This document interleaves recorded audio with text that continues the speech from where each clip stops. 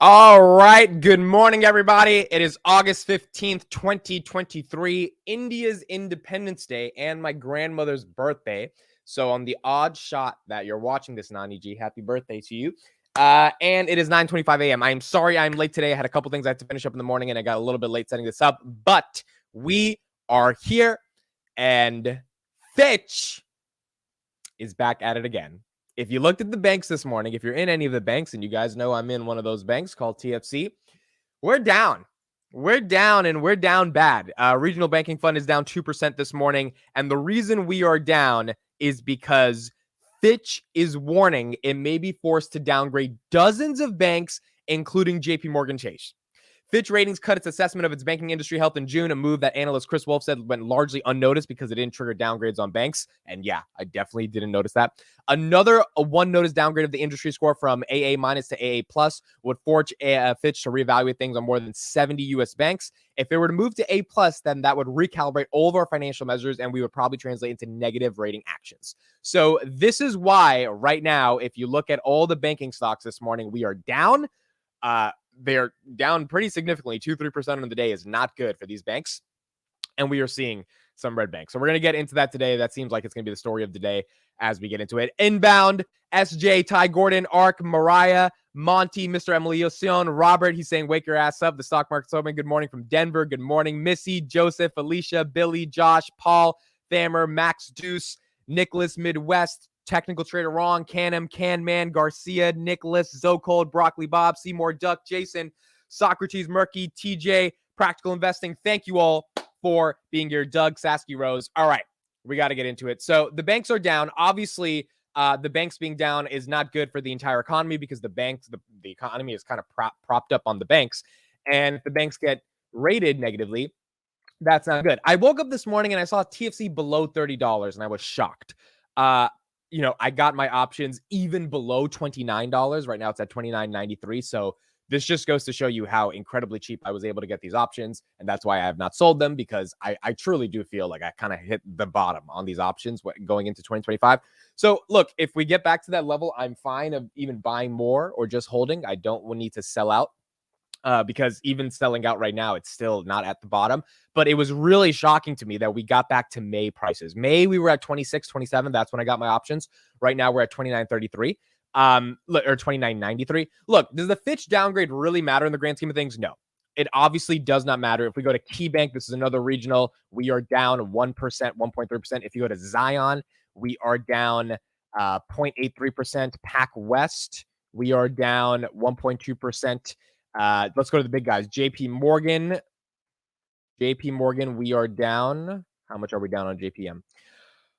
1.24%. Bank of America, Warren Buffett has 7.5% of his company, Berkshire Hathaway, and this down 1.50%. So look, all the banks being down definitely doesn't mean that like the United States is in a crisis. It means that Fitch is being stupid and is deciding to say the health of the U.S. banks are wrong. The reason why I think the credit rating is stupid is because they are taking the overall U.S. economy's health with deficits and obviously with overstimulated spending from COVID. And there's a myriad of macroeconomic things, inflation, et cetera, that you can factor in for why the U.S. economy may not be the most healthiest. And then they're applying it to the banks. And I don't think that makes the most sense, because that's not an intrinsic reason proprietary to the banks for why the banks are bad. And so if you can say the economy is bad, then yeah, every stock is bad then. Like, forget the banks. Every stock, every company in America is under risk. But to underrate the banks for, I don't know, it doesn't make sense why you would rate them. Truist now at $30 in the pre-market, going above that 29 threshold. Look, if the banks tank this morning, we're going to see a lot of other companies tank. So we'll see. Nvidia, for some reason, was up 7% in the yesterday, and it gained 30 points, and now it's up 2%. I have no idea why Nvidia is up. The earnings haven't come out yet. Maybe someone knows something, but Nvidia is doing well in a sea of red. You look at Nvidia and it's green. This is going to be a very, very interesting morning to see what happens. All right, 3, 2, 1. It is August 15th, 2023, 15 days into August. The stock market at 9:30 a.m. is now open.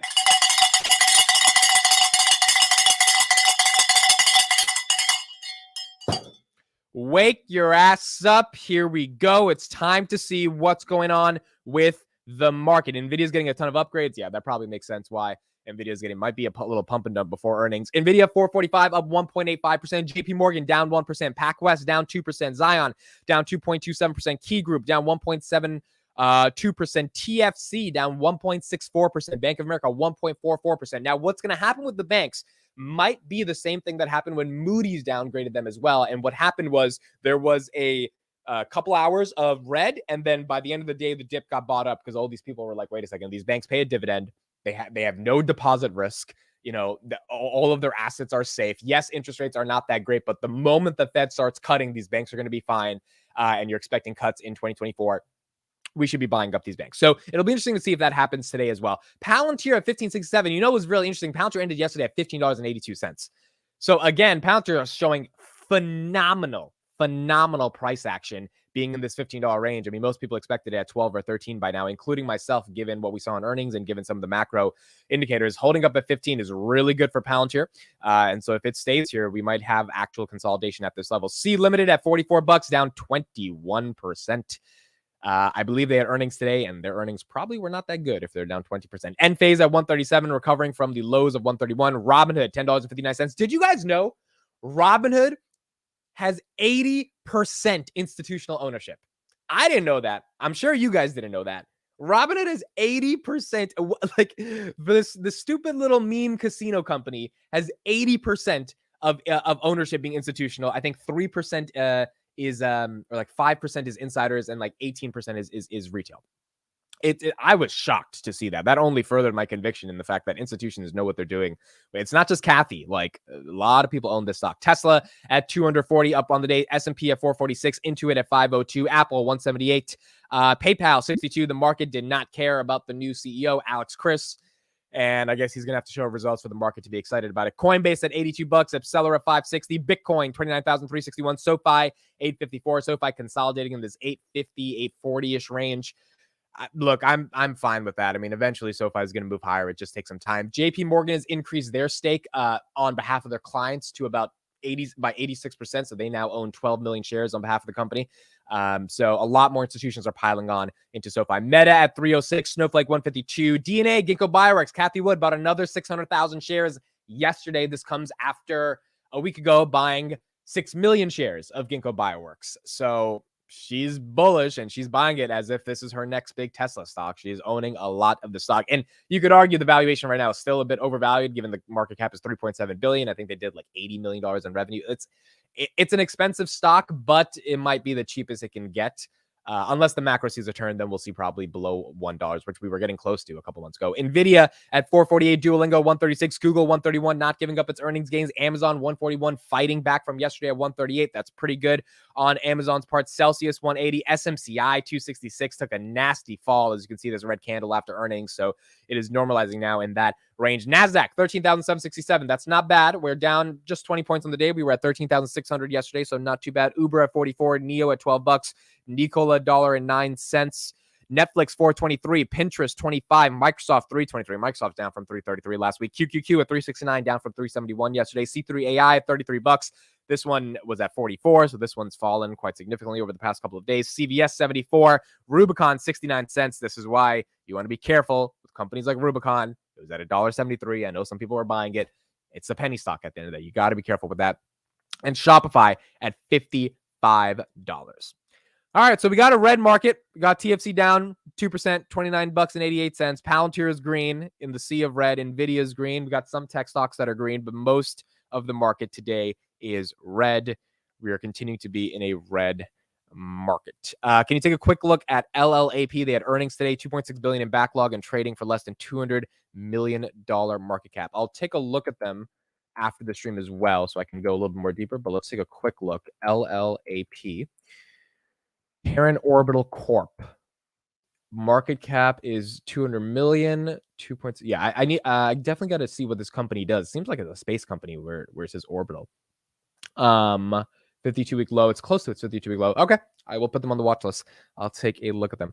Palantir is still doing pretty amazing at $15.85. It's up on the day. So again, Palantir fighting through a lot of the red. Now, one thing that's important to note, we did get 13G and 13F filings yesterday, and as a result of that, we got a lot of new filings of people that bought Palantir, people that sold Palantir, etc.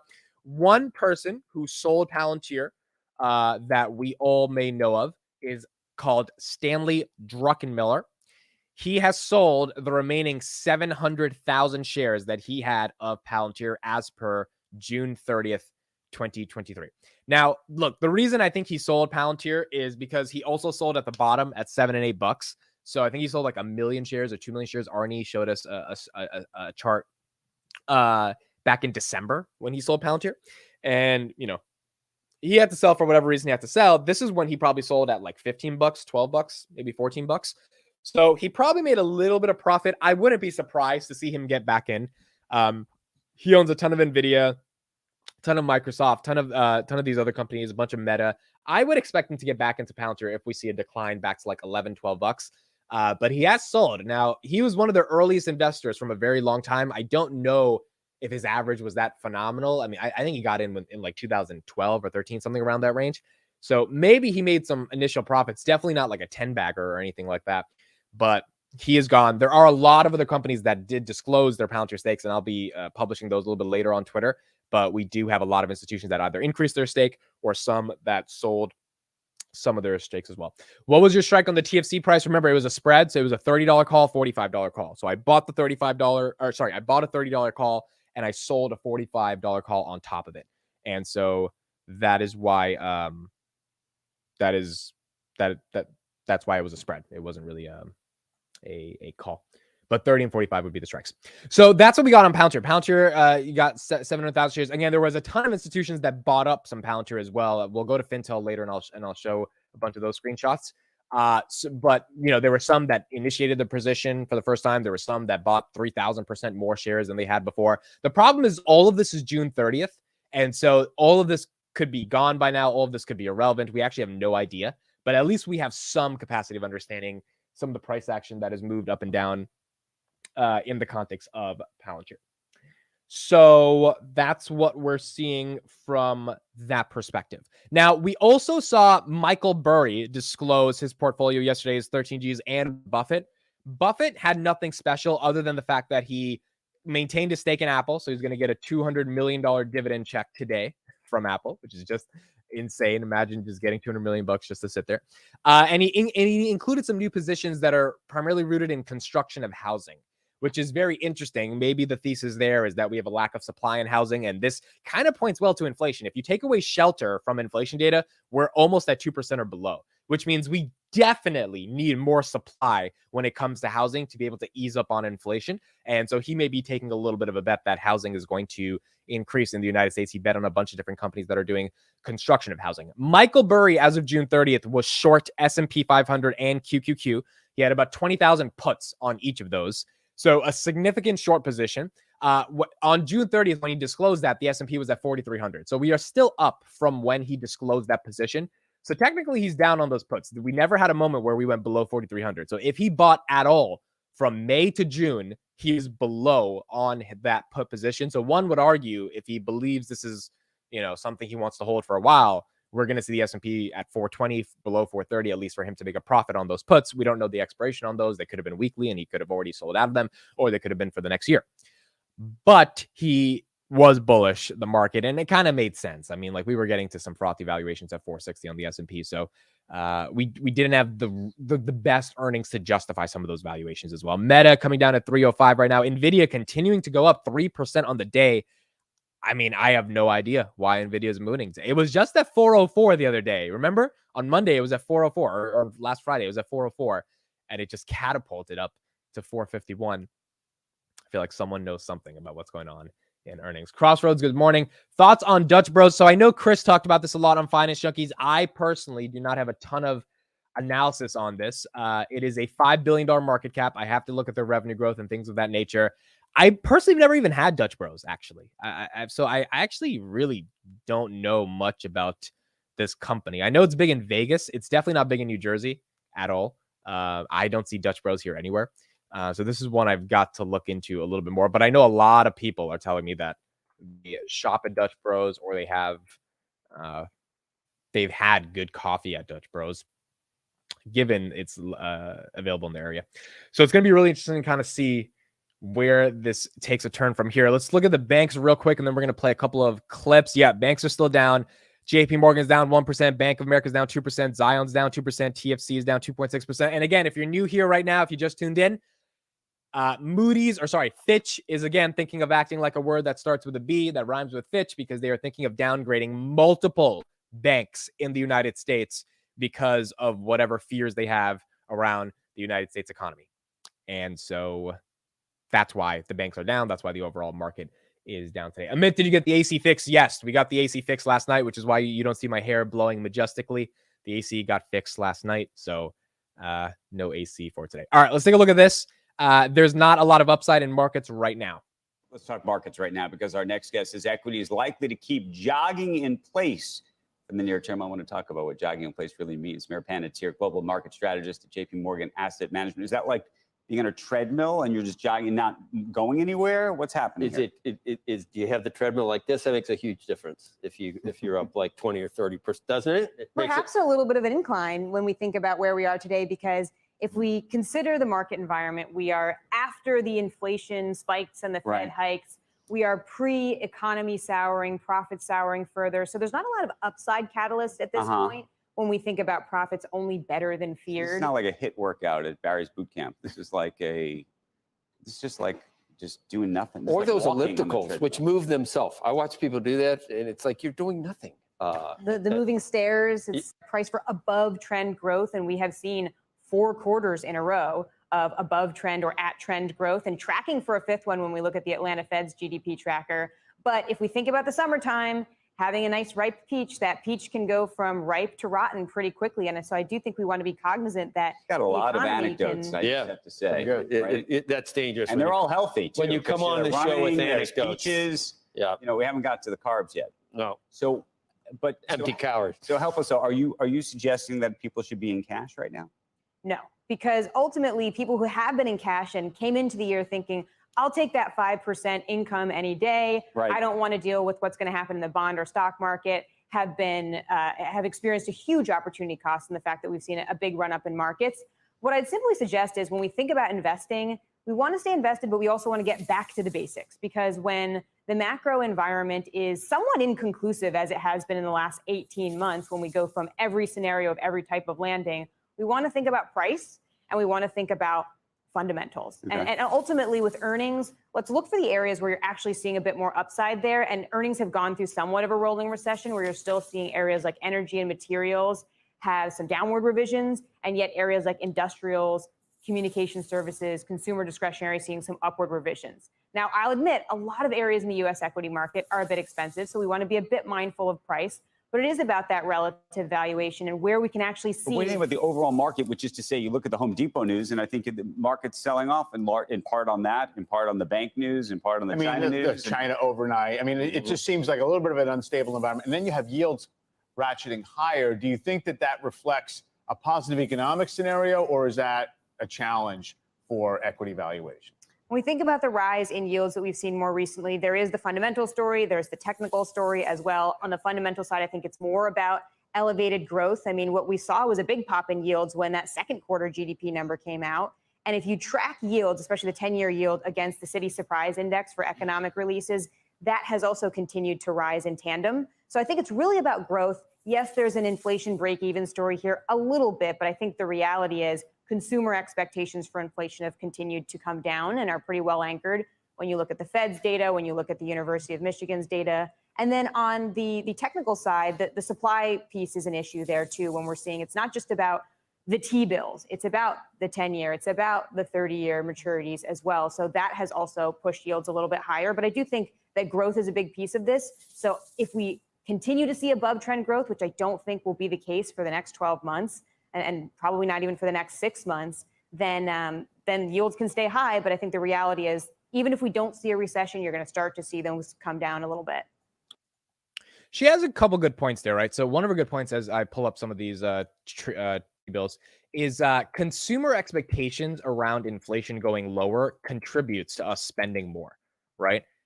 Like if you think inflation is going down, then at the end of the day, you feel that you have more spending power. The problem is that leads you to do more spending, which is not really a problem because that means the consumer is strong, but it is a problem in terms of it is still contributing to inflation. And in the housing market, we're definitely seeing that. But again, if you take away housing, inflation's done. Like that shit's coming. That shit's dropped like a rock. And so until rents normalize, we're not going to see it in the overall picture. Trueflation right now is at 2.4, 2.3%. I don't think till November, December, we're going to see a two handle. I mean, it's going to take a little bit of time to get there. But when we do get there, then hopefully the Fed is going to be in a good situation right now. Q3 earnings are going to be really interesting because if what she said is correct, which is we're not going to see significant growth for the next 6 to 12 months, if Q3 earnings don't really show that much growth, the Fed also might have a reason to lower rates to stimulate the economy more if inflation is under control. The question then becomes, does the Fed like that we're not seeing a lot of growth because that means inflation should go down even more because that means, consumers aren't spending that much. And that's a good thing because in Q2, we definitely saw the consumer was stronger. So on the 10-year, we're getting 4.197% right now, which is pretty phenomenal. I think on the 2-year, we're getting 4.8% or something like that. If these treasuries stay the way they are right now, it is going to be a unique aspect for the market. Because again, if you have 10 years or 2 years at 4 or even 5%, that means you don't have that much liquidity coming into the markets, which is not bad. If you don't have that much liquidity coming into the markets. If they drop dramatically, you have a ton more liquidity coming into the markets because people are going to want better risk-adjusted returns, and those are going to be in the stock market, not on T-bills. TFC now down 3% on the day, and that's going to require a lot more stocks to go up. So 4% actually is a decent of a sweet spot. But if the Fed decides to lower interest rates, we might see that come down meaningfully over the next couple of months because people are just not going to settle for 4% when they can get, 7 or 8% anywhere else in the market. S&P is still up 15% year to date. So it's still, having your money in the S&P in January was way better than having your money in a T-bill. Pounds here now at $15.55. The banks are continuing to just get hammered and take a even larger, aggressive beating. These banks are pretty much getting beat up this morning. Again, TFC down 2%, Key Group down 4%. Wow, Zion's down 3.7%. The regionals got hit. Again, I want to see by 12 or 2 p.m., does this dip just get eaten up? And do people realize it's really stupid to not invest in the regional banks? Or do we still, continue to think that it's all bad? Why does the stock market feel like a scam sometimes? This is why being long matters. It's not a scam if you invested in Apple in 2015, right? Because you're looking at your returns, and it's only a scam when you do a lot of short-term stuff, because in the short term, you really can't predict anything. You see how bullish the market was 4 weeks ago? Everyone at the FOMC meeting, when we were at 460, when J-Powell was talking, everyone was so excited. CPI was coming in lower. And then, we get a couple of weeks of just news and markets go down. Sentiment changes. Everything changes. And so that's why I can kind of feel like a scam at times. Did you still buy stocks, only options? LOL, buy anything today? I haven't been buying in a while because a lot of my cash is deployed, to be honest. I'm now at the point where I don't even want to be investing. I just want to start paying off some of my debt. So I have little bills here and there. And I think if I can strategically manage it by the end of the year, I can get out of a decent amount of debt that I have. Little small things, nothing too crazy. The biggest one is my student loans at 10 grand that I have to pay off for 3 years. But there's other just small bills I want to get rid of. So honestly, I've invested so much in the summer that I kind of now want to take a break. I've got my money in. I don't have to worry about it really until the end of next year in terms of some of these options. The long plays I have, they're going to be long till 2030. And so, maybe I'll invest maybe $1,000 a month, a couple hundred a month. But now it's at the point where I'm in. My money's in. It is where it is. I'm here for the ride. And now I got to pay off some other stuff. So that's kind of my philosophy. But now if shit gets stupid, if Robinhood gets to $8 and things get stupid, if Palantir gets to $12, then Papa's back. I'm sorry, that was so cringe. but if things get bad, Siri calls me Big Papa. She's called me Big Papa for a long time, for 10 years. I haven't changed it. So historically, August and September are down months in the market. So, yeah, that's the other thing to remember, guys. I know it sucks looking at your portfolio right now, as red as it is, but remember, August and September historically suck. And like, if August and September suck, you kind of got to deal with the fact that it sucks. I mean, we can't do anything about it. August and September suck. But things will get better. It just takes a little bit of time for them to get better.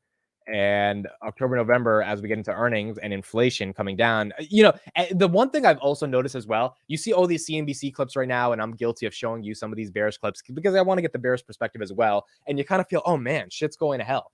Remember, if Q3 earnings are good, inflation to 2%, like you get to the point where all the clips start changing. Everything starts sounding bullish. Everything starts sounding like, oh my God, I need to be in these stocks. So you really, I feel like once you're in here for a while, or at least when you're in the investing world for a while, you start to realize, wait a second, this is stupid. Things change at a moment's notice, and your portfolio can go from down 10,000 to up 40,000. Like, it can happen instantaneously, just given how the market reacts. It can be as simple as Fitch downgrading some banks. There may be another downgrade coming for the banking industry. Fitch is warning it may be forced to cut the credit rating of dozens of banks, including big ones like JP Morgan. CNBC.com's Hugh Son was first to report the story. He joins us now, Hugh. So what's behind this potential move? Hey, Mike. So I think just a little bit of context here. So Fitch, back in June, lowered its assessment of the U.S. banking industry's health from AA to AA minus. And there were no rating changes on the bank, so it went largely unnoticed. I think Fitch was actually kind of concerned at the increasing risk that they'd have to cut it another notch. So taking that industry rating from AA minus to A plus, which is one level lower. Now, the problem that introduces, Mike, is that you have 4 institutions, some of our top-rated credits, including JP Morgan and Bank of America, the 2 biggest banks in the country, that are rated currently AA minus. And you can't have banks rated higher than the operating environment in which they operate. So that would necessitate at least the examination of cutting them from AA minus to A plus. And that would potentially set off a cascade of examinations of the entire universe of banks covered by Fitch. There are more than 70, where you'd have to consider cutting some of these other banks, that are rated less than JP Morgan and B of A, to maintain the gap between the top banks and the lesser credits, Mike.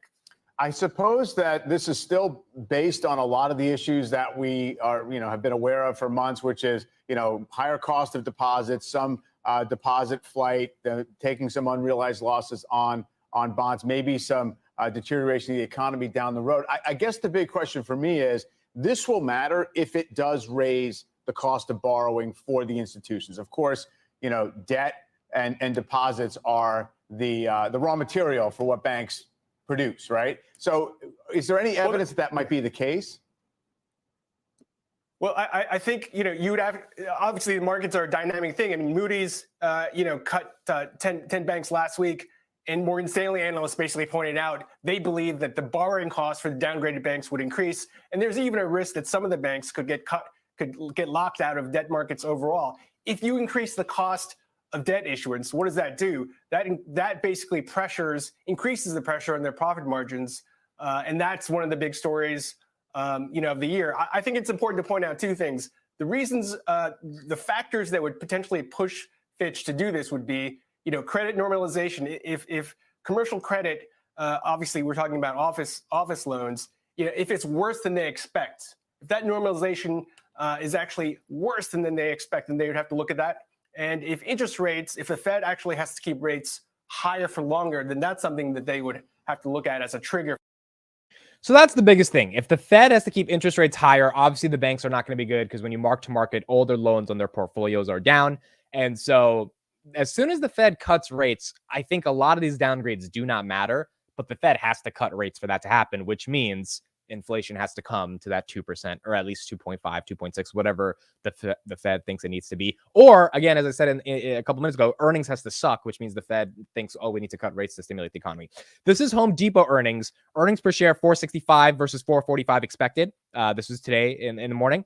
Revenue, $42.92 billion versus $42.23 billion. So they beat on revenue, they beat on earnings. This is a consumer heavy retail company, right? People have to buy stuff from Home Depot in order to feel that Home Depot is, for Home Depot to be good, right? For them to have their sales. Let's go to their stock and let's see what happened today. Home Depot There we go. HD, were they down or up? They were up today, 1%. So the market gave them a little bit of love. We're going to have Walmart and Target, I think, tomorrow. And so that's not too bad. Another quick thing that I was seeing today in terms of U.S. retail sales, Jesse Dow just tweeted this, and this is actually a really good indicator of where retail sales are going. And again, this kind of shows why Q2 earnings have been good. The consumer is strong, and it might be because they feel inflation is going down. If they feel inflation is going down, then that's going to be a good thing. U.S. retail sales have been really good. They crushed expectations, as he says. Let's take a look at that. So we see right here, U.S. retail sales, we were expecting, I think 1 point something percent. We got 3.2% in July. So this is the retail sales in the United States increased 3.2% in July of 2023 over the same month in the previous year. So last year it was below 3%. This year it's 3%, which is good. That means U.S. retail sales, people buying shit from these big box retailers, increased 3% year over year, which is way better than what we expected. In 2022, it was 1.6%. Consensus estimate was 1.5%. So we beat by double the amount of sales that the market expected in July when it comes from retail. 3% year over year. That's not bad. That's showing you that we are in it's not a horrible economy right now in terms of just how people are spending and where money is going. Tom Brady says, I'm seeing next Thursday after Nvidia as a true turning point. Their high guidance from last quarter is one thing, but delivering on those projections is completely next level for AI. Yeah, and the way Nvidia is performing right now, I feel like someone knows that they're going to hit it out of the park. I mean, I just don't understand why it's up 6-7% in a day. That doesn't make sense to me. So I would imagine it has to be for some reason.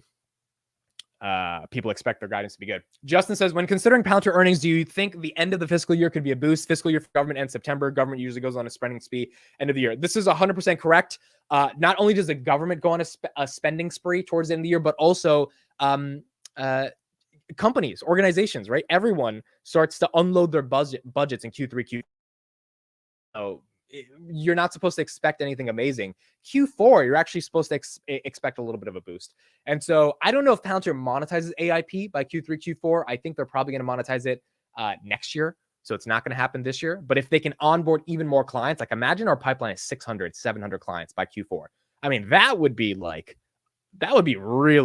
like, all right, if you can close at least, 70% of those clients, the monetization will come in the future. And so that's what I'm looking for by the end of the year. If we can just get more clients onboarded, even if we can't close them from the revenue perspective. Let's take one last clip at Nvidia, take a look at maybe a little bit of explanation for why it's going up. And then we will be done for today. We have Gene Munster, who's going to give us a little bit of a preview going into Nvidia earnings. Nvidia shares with a big gain yesterday as investors wait for the company to report earnings next week to get a read on the state of AI. Joining us now is Gene Munster, Deepwater Asset Management Managing Partner. Gene, Nvidia is it's kind of the clincher argument for a lot of people who feel as if there's a transparent play on AI. I wonder how broadly applicable it is. We've seen earnings estimates for Nvidia literally double in the last 4 months, whether it's for this fiscal year or next fiscal year. What other tech stocks, if any, are in that category, and how do you think about Nvidia in terms of valuation right now? Well, we need to think a lot about Nvidia because as Nvidia goes, so goes AI, and so goes the NASDAQ, Mike. And next week, the 23rd, Wednesday the 23rd is when we're going to get their July report. He's right about that. If Nvidia goes, AI goes, the NASDAQ goes, I go to a bridge and I decide to never mind. But so it's going to be bad. All eyes are on their data center number. That's an $8 billion expectation. If they exceed that, that's going to send, I think, the broader market higher. I think broader NASDAQ higher. If they come in line, that's going to be a disappointment. Morgan Stanley, of course, out yesterday, pushing the stock up 7%, talking about upside to that data center number. But I want to agree with that analyst and put some context to why I think that this is going to be a good number and why this is a path forward for the NASDAQ in the next few weeks. Is at the very end of June, their CFO was on a Piper Sandler call. That's the last public comments that they have made prior to going into their quiet period. And the question came up related to trade restrictions and tech between the US and China. And her response was, given the strength about demand across the globe, they're not worried about any sort of near-term issues related to trade. That's a pretty powerful comment going into the quiet period, and I think ultimately they are going to deliver on that. And I just want to put one more fine point, Mike, on Nvidia. When we think about AI, you said it best, is that this is the big play related to artificial intelligence. Their business is going to be up 110% plus year over year in the July quarter. Microsoft, which is arguably the second biggest company focused on AI in investors' view, is up 10%. And so this is apples and oranges when it comes to leadership in AI. I do want to answer your question. You talked about valuation. This seems to be a head scratcher given it's up 3x this year. But as you said, the numbers have come up. Right now, it's trading at about 35 times next year's earnings. Yeah. And it's going to grow earnings are just over 35%. So it's a one peg. So this shockingly is still reasonably priced given the opportunity. And that argument he just gave about reasonable price, that is why Nvidia has gotten a crap ton of upgrades to like 540, 540, blah, blah, blah, blah, blah. But it's got to really live up to those expectations to still be considered cheap by all these investment things. I guess the bigger picture question, even when it comes to Nvidia, is how much are we seeing a one-time rush of investment for customers to scale up, for basically to build the capacity from scratch, and how much is going to be over the next 5-10 years annual investment at the same magnitude? So that one-time piece is referred to as training, and there's going to be a lot of that going on. That's probably going to be a 2 or 3 year investment cycle, aggressive investment cycle. So there will be a bigger investment cycle around that. After we go through the training period, this is basically selling GPUs into the cloud to train these models. There's an inference, and this is basically taking the models and getting some sort of an answer to it. And as the number of queries around AI increase, there's going to be increase in inferences. And so think about this as kind of two waves. One is building the generative cloud, and separately is building the inference opportunity. When you put this together, I think this is 5+ years of growth that they're going to have in front of them.